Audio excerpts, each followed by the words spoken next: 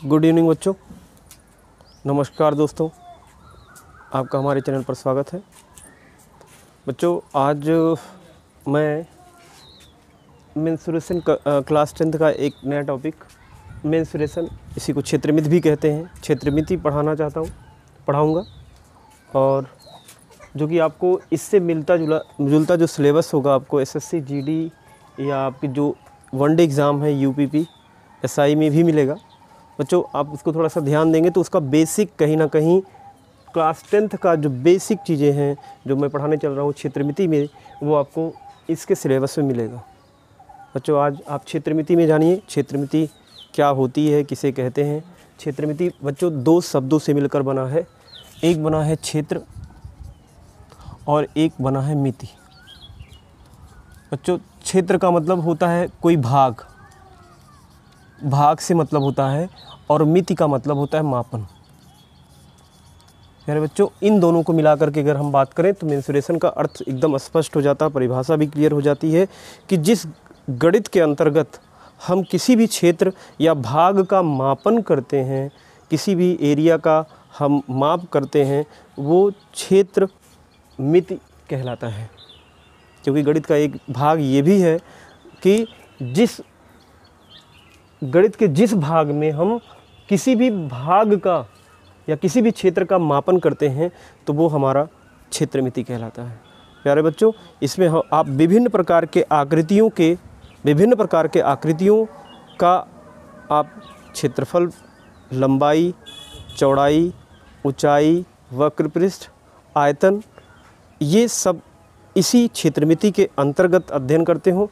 बच्चों मैं सबसे पहले आपको बता दूं कि क्षेत्रमिति जो होता है उसको दो भागों में, इसकी आकृतियों को दो भागों में अलग अलग करके अध्ययन किया जाता है। तो चलिए आइए हम क्षेत्रमिति को दो अलग अलग तरह के आकृतियों के रूप में बांटते हैं। इसके बाद आपको इसको विस्तार से पढ़ाते हैं। बच्चों मैंने बताया कि ये टॉपिक ऐसा है कि कोई भी, चाहे वो वनडे एग्ज़ाम हो चाहे क्लास 10th है, आपको क्वेश्चन तो मिलेगा 10th का ही हल कराऊंगा, लेकिन कहीं ना कहीं आपको इन एग्ज़ामों में आपको बहुत सपोर्ट करेगा। इसलिए आप इस वीडियो को ध्यान से देखिए और आप अच्छे से सवाल को हल करेंगे। चलिए बच्चों आपको बता दें क्षेत्रमिति में जिन प्रकार के आकृतियों का अध्ययन करते हैं वो आकृतियाँ आपकी दो तरह की होती हैं। आकृतियाँ आपकी दो प्रकार की होती हैं, आप इसको फिगर लिख सकते हो। दो तरह की होती हैं। पहली जो होती है बच्चों वो आपकी होती है दो विमीय आकृति।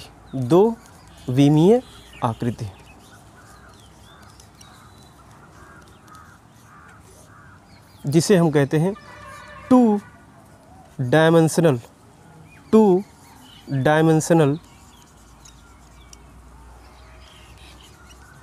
फिगर। दूसरा बेटा इसका जो प्रकार होता है वो आपका होता है त्रिविमीय आकृति। अभी आप सबसे पहले ये जान लीजिए मेंसुरेशन में कि जो आकृतियाँ हों वो उनके अलग अलग रूप होते हैं। उन आकृतियों में भी अलग अलग नामों से जाने जाते हैं। एक हो गया द्विविमीय, एक हो गया त्रिविमीय आकृति। बच्चों इसको 3 डायमेंशनल कहते हैं, 3 डायमेंशनल।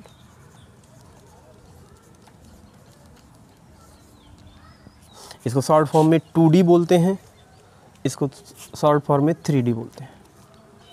थोड़ा सा कहीं ना कहीं ये शब्द आप सुनोगे 3D और 2D। 2D आप देखिए जो 2D आकृति होती है यानी द्विविमीय आकृति होती है बेटा, वो आकृतियाँ आपकी जो होती हैं वो दो अक्षों, क्यों इनका नाम द्विविमीय आकृति है? क्योंकि वो केवल दो अक्षों यानी x y अक्षों पर इनको आप निरूपित करते हो। उसके लिए तीसरे अक्ष z अक्ष की आवश्यकता नहीं होती है। आप देखते हो कि कितने प्रकार के अक्ष पढ़ते हो। अगर आप देखिए तो x अक्ष, y अक्ष, z अक्ष, अगर आप लोगों ने पढ़ा होगा तो इस तरह से पढ़ा होगा। ये इस तरह से, ये बच्चों आपका x अक्ष y अक्ष हो गया, ये x अक्ष हो गया, ये y अक्ष हो गया, सॉरी x अक्ष, ये y अक्ष हो गया, ठीक है। और एक तीसरा अक्ष जो बिल्कुल इस पे, जैसे मैं यहाँ पर अपना मार्कर रखा हूँ, ये सीधा लंबवत ही होता है। तीसरा अक्ष भी होता है, ये तीसरा अक्ष होता है। तो आपको अगर मैं यहाँ पर दो विमीय आकृति और त्रिविमीय आकृतियों के बीच अंतर स्पष्ट करना चाहें, आप लोग करना चाहें तो आप अंतर स्पष्ट कर सकते हैं कि जो त्रिविमीय आकृति होती है इसके लिए 3 अक्ष यानी जेड अक्ष होता है। उस आकृति के लिए 3 अक्षों से मिलकर के वो आकृति का निर्माण होता है। जो द्विविमीय आकृतियाँ होती हैं उसमें केवल 2 अक्ष होते हैं, आपका एक्स अक्ष और वाई अक्ष। बच्चों आप इसमें 2 विमीय आकृति और त्रिविमीय आकृति अक्षों के माध्यम से भी इनमें अंतर स्पष्ट कर सकते हो और उनको चित्रों के माध्यम से भी स्पष्ट कर सकते हो। जैसे आपको चित्र की बात करें कि 2 विमीय आकृतियाँ किस प्रकार से होती हैं। 2 विमीय आकृतियों में आ जाइए बच्चों। 2 विमीय आकृतियों में सबसे पहले ये जानिए कि 2 विमीय आकृतियाँ होती कौन कौन सी हैं। बच्चों त्रिभुज होता है, ध्यान से पढ़िए, बिल्कुल बेसिक है, एकदम आपको जानने की ज़रूरत इसलिए है क्योंकि कंपटीशन में कभी कभी ऐसे क्वेश्चन आते हैं कि जो आपको ये पता नहीं होता कि वो 2D से है कि 3D से है। थोड़ा सा जान लीजिए, फिर इसके बाद मैं आगे चलूँगा। जो बच्चे बेसिक एकदम कमज़ोर, जिनका बेसिक एकदम कमज़ोर है, वो बच्चे इस टॉपिक को ज़रूर से ध्यान से देखें और कम से कम उनको, जब मैं इसके आगे इस पर थोड़ा सा डीपली जाऊं तो आपको ये चीज़ें, आपको वहाँ पर मुझे समझाने की ज़रूरत ना पड़े कि कौन सी 2 विमीय आकृति है, कौन सी त्रिविमीय आकृति है। इसके आगे अभी मैं स्पष्ट भी कर दूंगा क्यों जानना ज़रूरी है। बच्चों आप पहले जानिए 2 विमीय आकृतियाँ कौन कौन सी हैं। त्रिभुज, चाहे जो त्रिभुज हो, चतुर्भुज, चाहे जो चतुर्भुज हो, चतुर्भुज, ठीक है, चतुर्भुज हो गया। और इसके बाद फिर चतुर्भुज में आपके कई प्रकार के आपके चतुर्भुज होते हैं, जैसे आपका समलंब चतुर्भुज हो गया, समांतर चतुर्भुज हो गया, सम चतुर्भुज हो गया, आयत हो गया, वर्ग हो गया। ये सभी के सभी आपके चतुर्भुज के अंतर्गत आएंगे। त्रिभुज में कौन कौन से आते हैं? समबाहु त्रिभुज, विषमबाहु त्रिभुज और आपके समद्विबाहु त्रिभुज, ये सभी के सभी त्रिभुज के अंतर्गत आएंगे। और इसके बाद आपका आता है वृत्त। ये बच्चों आपके वृत्त होते हैं, ये 2 विमीय आकृतियों में आते हैं। 2 विमीय आकृतियों में आपके यही सब आते हैं, इन्हीं के बारे में आपको अध्ययन करना है 2 विमीय आकृतियों में। प्यारे बच्चों थोड़ा सा एक और बात मैं बता दूं कि जो 2 विमीय आकृति होती है उसमें क्या क्या अध्ययन करना होता है, क्या क्या हमको निकालना होता है। तो 2 विमीय आकृतियों में या तो लंबाई की बात करेगा, हम मापन करते हैं ना, क्योंकि ये देखो भाग का मापन, भाग का मापन मतलब क्या हो गया? भाग का मापन का मतलब हो गया ये कि चाहे वो 2D आकृति हो, चाहे वो 3D आकृति हो, उसमें हम लोग क्या क्या ज्ञात करते हैं, क्या क्या अध्ययन करते हैं। जैसे अगर 2D 2 विमीय आकृतियों की बात करें तो उसमें लंबाई का हम अध्ययन करते हैं, उसके आकृति के चौड़ाई का अध्ययन करते हैं बच्चों। और यहाँ पर उसके परिमाप का अध्ययन करेंगे, अभी मैं इसका परिभाषा भी बताऊँगा, और उसके क्षेत्रफल की चर्चा करेंगे। 2 विमीय आकृति में केवल और केवल हम इतने ही बातें चर्चा करते हैं। इसके अलावा हम ना आयतन की चर्चा करेंगे, ना वक्रपृष्ठ की चर्चा करेंगे, कुछ नहीं करेंगे, बस इतनी ही बातें यहाँ पर चर्चा की जाती है। प्यारे बच्चों आपका यहाँ पर त्रिविमीय आकृतियों में क्या करते हैं? त्रिविमीय आकृतियों में आपको पहले तो ये जान लो कि कौन कौन से आकृति आते हैं। हमने बोला था ये तीसरा अक्ष जेड अक्ष का भी यहाँ पर ज़रूरत पड़ती है उसके आकृति में। और ऐसी आकृतियाँ होती हैं ये, जैसे आपका घन हो गया, घनाभ हो गया। जैसे आप जिस कमरे में बैठ के पढ़ रहे हो आप देखिए वह घनाभ के आकृति का है। आप एक बार चारों तरफ देखिए, उसमें लंबाई चौड़ाई ऊंचाई मिलेगा। या आपको कुछ नहीं समझ में आता तो आप अपने बगल में रखे ईंट को उठाइए तो वो घनाभ की आकृति का है। या तो सबसे अच्छा उदाहरण ले लीजिए, आपकी मम्मी जब माचिस की तीली जलाती, जो माचिस होता है वो आपका क्या होता है बच्चों? घनाभ की आकृति का होता है, ठीक है, घनाभ। और इसी से या इसी को हम अगर देख लें तो घन भी होता है, घन, ठीक है, घन भी होता है। जो लूडो का पासा जो दिन भर बैठ करके आजकल लॉकडाउन में शायद आप खेल ही रहे होगे, लेकिन प्रयास करिए खेलने का नहीं। इतना अच्छा आपके पास टाइम मिला हुआ है कि आप अपने सभी सब्जेक्ट को अच्छा समय दे करके आप तैयारी कर सकते हो। यार बच्चों ये आपका घनाभ ये आपका हो गया। इसके बाद मैं यहाँ पे लिख भी देता हूँ, घन हो गया, घनाभ हो गया, ठीक है, बेलन हो गया, ये सब 3D में आएंगे। शंकु हो गया। इसके बाद आपका होता है गोला हो गया।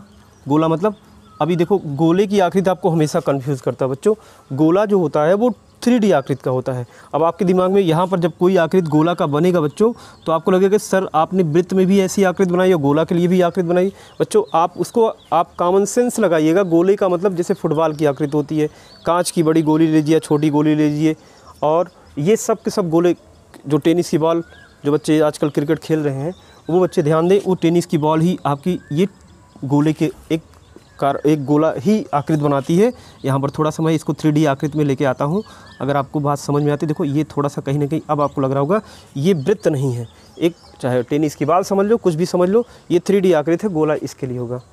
यार बच्चों इस तरह से आपका प्रिज्म पिरामिड होता है, चूँकि आपके ये सिलेबस में 10th के सिलेबस में प्रिज्म और पिरामिड नहीं है, लेकिन तब भी मैं थोड़ा सा आपको हिंट करूँगा, क्योंकि हमने बताया है कि आपको ये जो मेरा चैनल है आपको कंपटीशन के लिए भी एक मदद करेगा, जो कि मैं कंपटीशन के लिए अलग से वीडियो डालूंगा। ये नहीं, कंपटीशन वाले बच्चे ध्यान देंगे, कंपटीशन के लिए मैं अलग से, हो सकता है आपको शुक्रवार से यानी फ्राइडे से आपको एक चैप्टर के वीडियो आपको मैं कंपटीशन का भी देना शुरू करूं प्यारे बच्चों। लेकिन बेसिक कहीं ना कहीं मेंसुरेशन का कभी भी स्टार्ट किया जाएगा तो वो आपका यहीं से स्टार्ट होता है। क्वेश्चन अलग हो जाते हैं, वो शॉर्ट ट्रिक्स लगा जाता है, और ये एकेडमिक लेवल का जो क्वेश्चन उसको आपको डिटेल में एक भी स्टेप छोड़ करके नहीं लगाने होते हैं। इसलिए लेकिन पढ़ना तो आपको सबको है, पढ़ना सबको है, इसलिए आपको इसका बेसिक ज़रूर पढ़ना पड़ेगा। और बेसिक अगर पढ़ लोगे तो वहाँ पर आपकी स्पीड भी सही होगी और आप आसानी के साथ सवाल लगा भी लगोगे। बच्चों ये हो गया घन, घनाभ, बेलन, शंकु। बेलन की आकृति आप जान रहे हो किस तरह से होता है। जैसे आप देख लीजिए लकड़ी का सिलेंडर, ठीक है। जैसे आपको एक उदाहरण, सबसे अच्छा उदाहरण, तो बेलन का मतलब बच्चों ये मत सोचना कि जो मम्मी आपकी रोटी बेलती वो बेलन नहीं, वो बेलन नहीं होता, वो बेलना होता है बच्चों। वो बेलन नहीं होता, बेलना होता है। वो कुछ भी कह लो, कोई भी बेलन भी कहते हैं, लेकिन वो बेलन नहीं होता। बेलन का मतलब, अगर आपके घर में छत पे पाइप लगी होगी, आप ध्यान दीजिएगा, जिससे पानी, बरसात का पानी नीचे आता होगा, या फिर लकड़ी जो लिप्टस का पेड़ होता है, उसको जब छोटे छोटे टुकड़ों में काट दिया जाता है बच्चों, तो देखिए इसकी आकृति एकदम बिल्कुल बेलन के आकृति की होती है। ये बेलन के क्योंकि बेलन का मतलब क्या होता है बच्चों, ये जो उसका ऊपरी सिरा हो, बिल्कुल निचले सिरे के, जो ऊपरी सिरे का क्षेत्रफल हो वो निचले सिरे के क्षेत्रफल के बराबर, चाहे इस तरह से हो चाहे ऐसे हो, ये बेलन की आकृति का होगा बच्चों। बेलन का मतलब और कुछ नहीं। शंकु क्या होता है, आप लोगों ने शंकु के बारे में थोड़ा सा आप जानते भी हो। शंकु का मतलब, आपका जब बर्थडे आता है तो आप जो टोपी पहनते हो, वो बर्थडे वाली टोपी ही आपकी जो होती है वो आपकी शंकु कहलाती है। ये इस तरह से होती है, ये देखिए इस तरह से आपकी ये जो बर्थडे वाली टोपी होती है बच्चों, यही आपकी शंकु कहलाती है। शंकु के बारे में अध्ययन करना, ये 3D के अंतर्गत आएगा। इसके बाद गोला हमने बता ही दिया, घन, घनाभ बता दिया प्यारे बच्चों। इसके अलावा जो भी बातें होंगी मैं आपको एक एक करके बताऊंगा। लेकिन सबसे पहले आज आप लोग आकृतियों के प्रकार पढ़ लो कि किस तरह के कितने आकृति होते हैं और किन आकृतियों में किस तरह का अध्ययन करना होता है, क्या होता है। जैसे 2D में हमने बताया कि बच्चों आपको त्रिभुज, चतुर्भुज और वृत्त के बारे में अध्ययन करना होता है। वो भी क्या अध्ययन करना होता है, लंबाई, चौड़ाई, परिमाप। परिमाप को वृत्त में बच्चों ये परिधि बोला जाता है। बातें वही है, परिधि और परिमाप दोनों एक ही चीज़ होंगे। क्षेत्रफल का अध्ययन करना होता है, ये आपका 2D के अंतर्गत हल करना होता है। 3D में आप किस प्रकार की आकृतियों का अध्ययन करते हो बच्चों, आप घन, घनाभ का अध्ययन करते हो, बेलन का अध्ययन करते हो, शंकु का, गोला का, प्रिज्म, पिरामिड भी आते हैं, प्रिज्म, पिरामिड भी आते हैं, ठीक है, पिरामिड भी आते हैं, ठीक है। लेकिन आपको ये हाई स्कूल के सिलेबस में नहीं पढ़ाऊंगा। लेकिन बच्चों आपको जब SSC GD या UPP या SI के जब बैच में मैं आपको क्वेश्चन लूँगा तो ये प्रिज्म और पिरामिड भी पढ़ाऊंगा, क्योंकि वो आपका उसमें से एक ना एक क्वेश्चन आपका आता रहता है बच्चों। मैं इसको चित्र के द्वारा ही आपको अच्छे से समझाऊंगा। सबसे पहले ये जान लीजिए कि ये त्रिविमीय आकृतियाँ जो होती हैं, इसमें क्या अध्ययन करना होता है, इन आकृतियों में क्या अध्ययन करना होता है बच्चों। यहाँ पर त्रिविमीय आकृतियाँ हैं, तो हम इसके बारे में अध्ययन क्या क्या करते हैं। देखो मैं यहाँ पर थोड़ा सा यहाँ पर लिख देता हूँ। लंबाई का अध्ययन करना होता है, ठीक है, चौड़ाई का अध्ययन करना होता है, त्रिविमीय, तीसरी भुजा आ जाती, ऊंचाई का अध्ययन करना होता है बच्चों, ठीक है। और इसके बाद यहाँ पर इनके आयतन की चर्चा होती है, आयतन की चर्चा होती है, आयतन की चर्चा होती है। इनके क्षेत्रफल, लेकिन वो क्षेत्रफल नहीं, इसको वक्रपृष्ठ कहा जाता है, वक्रपृष्ठ की चर्चा होती है, ठीक है। संपूर्ण पृष्ठ की चर्चा होती है बच्चों। हम ये सब के सब 3D जो आपके त्रिविमीय बच्चों, आप जो है लंबाई, चौड़ाई, ऊंचाई और आयतन, वक्रपृष्ठ, संपूर्ण पृष्ठ, इनके बारे में अध्ययन करोगे बच्चों। इतना आप आज जानिए, बाकी आपको कल मैं इन सब पे पूरा सूत्र का डेरिवेशन के साथ मैं आपको आगे पढ़ाऊंगा। तब तक के लिए बच्चों धन्यवाद।